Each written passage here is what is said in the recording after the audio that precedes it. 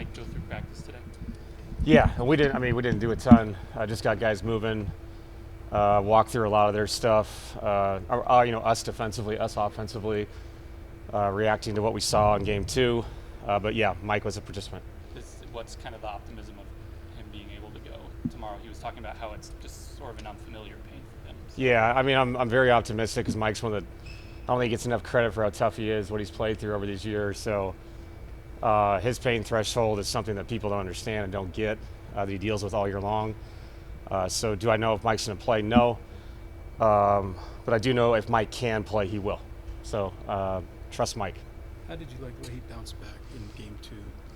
Yeah, I thought the 15 rebounds is a great stat for a guy that was much more engaged, and that means he's in the paint. He was hitting the offensive glass, made an enormous three late. That was the regret late in the game was we had the numbered break, didn't get a good shot. But I thought it was, the regret was not the shot we got. It was more that Mike wasn't on the court. And to be honest, I didn't know if he was going to go back on the court. I knew he was in a lot of pain. He took himself out, rightfully so. You don't want to be on the court when you feel that kind of pain. So, yeah, I just thought he was much more engaged. Like I said, he was in the paint a lot, and a 6'10 guy like that, it really helps, to have somebody on the glass where Nikola can be more aggressive to help with Kawhi and James and Norman Powell attacking the basket. Somebody else has got to step up and rebound, and he did. Well, and then what about just his ability to keep the floor spaced and keep them honest? Because he was talking about when Kawhi's out there, he has to keep an eye on him, and maybe he floats a little more when he's on other guys. Yeah, 100%. And they were bringing a third man the whole game to the other side of the court. We talked about that today. I didn't think we consistently stayed spaced well enough to take advantage of it. And when you do that and you're having to dribble the ball too much, it leads to stuff like 20 turnovers, and that's why you lose the game. So we got to be more responsible with that. Can't have multiple people flash into open areas. Got to have one person try to create 3v2s and 2v1s behind it. But again, this is a series that's going to be really tough. They're going to adjust. We're going to adjust. Hopefully we handle it better because I think we get wide open shots on the backside. How's Jamal feeling? Any update on him? You said he was sick on Monday. Yeah, a lot of us were, for sure. And Jamal was, when he showed up, I didn't know if he was going to play. He was very sick. But you know how he is. He got hydrated. They put all the meds in him, whatever they did, I don't know. But he was able to play 40-plus minutes, feeling not so well. So he looked better today. You know how it is. Every day you feel a little bit better. Obviously, you get a good night's sleep tonight, have all day tomorrow, and get ready to go tomorrow night. Game two was a momentum shift. What is your sense of this group and how they'll respond tomorrow? Well, I think they'll respond, great. And I also think I didn't feel like it was a momentum shift. I thought we played better in game two than game one, and we won game one. So I think they're feeling the same way. This series should be 1-1. Either team could say, man, we could be up 2-0. Well, both teams could say, man, we could be down 0-2.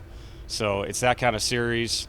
We travel well on the road. We got veteran players down there. It's not going to be a thing where it's the first time we're going on the road in the playoffs. That's not what this is. We know the environment. We know what to expect, and I think you have to embrace the moment. 1-1, 4 seed, 5 seed, chance to move on to the second round. This is what you want. So going into a hostile environment sounds fun to me. Maybe going back to a lot of people were feeling under the weather on Monday. Was there a bug going through, and what's the status of that? You'd have to ask Dr. Morteza. I don't really know, but it was, a lot of people were hit all the way through front office, all the way down. So, there's no excuses here. It's just we have plenty of medical people to get us going. So hopefully it doesn't spread. Hopefully someone will wake up tomorrow not feeling well. But it did hit a few people. Had nothing to do with the game or the outcome, just what happened. You can correct me if I'm wrong, but it felt like the Clippers did a good job keeping Harden out of action on your three-man actions, whether that's double drags, anything else. What type of things can you guys try to do to get him more involved defensively? Yeah, and I think it's, they moved him around to different matchups, and I think sometimes you can overcoach and you try to presuppose who he's going to be on instead of saying whoever he's on, this person has to be part of that action. Whether it's splits or touch actions, catch and shoot plays, cross screens for Nikola, all those things. And James has great hands, and he's actually a very underrated post-up defender. But yeah, we have to get him involved. It's more so to affect him on the other end. It's not just get James Harden involved. It's, if he guards and he's handling the ball 80% of the time for them, hopefully you can wear him down a little bit if he's playing 40 minutes. Trends, sometimes a series can evolve and change and shift in ways that you don't really expect, but are there any trends that you think are going to continue to kind of stay the same that you've seen through the first couple?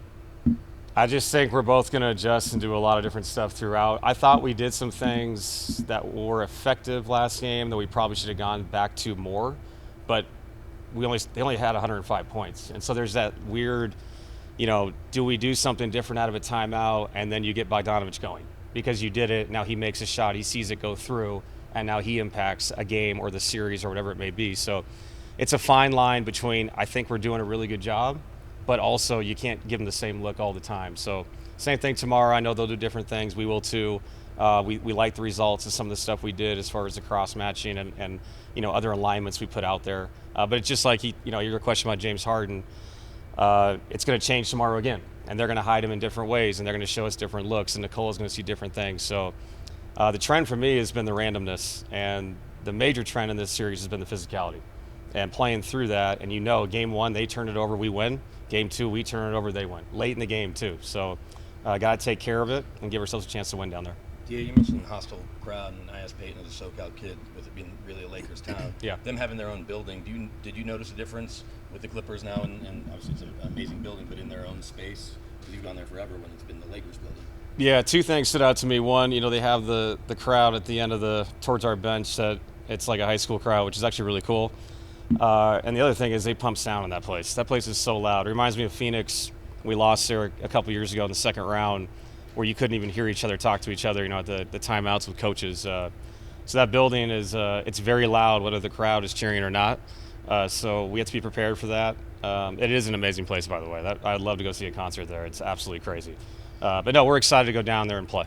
Did it have an impact on the free throw shooting in that game that you guys played there? I think it's like 10 for 19 or something. Yeah, I think it's different. You know what I mean? I think it's something that you kind of go back in the past, what you used to see in college and high school, that kind of stuff. So it's a cool thing. I don't know how long it'll survive, but it's a cool idea. And the old school NBA used to be like that in the smaller venues, like when I was growing up. So I actually think it's kind of sweet. I wish we could shoot one-on-ones too. That'd be awesome. And I'm half kidding with this question, but you finally lost a game. Yeah. That kind of on your record. Did that change anything in your approach or anything at all? No, because like I said, we could have lost game 1 too.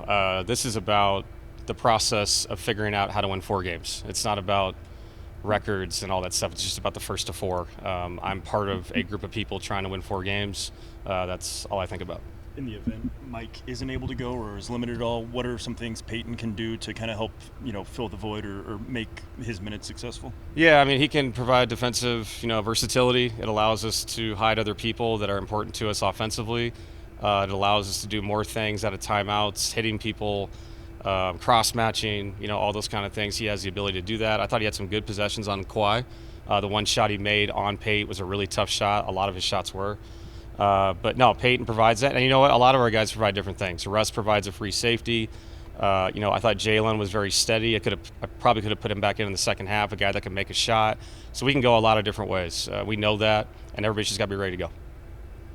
If you could see one concert and Intuit, what are we going with? Oh, man. Let me think about that. I'll get back to you. Yeah. I'll check in pregame. All right, sounds good. All right, thanks, Dave. Thanks.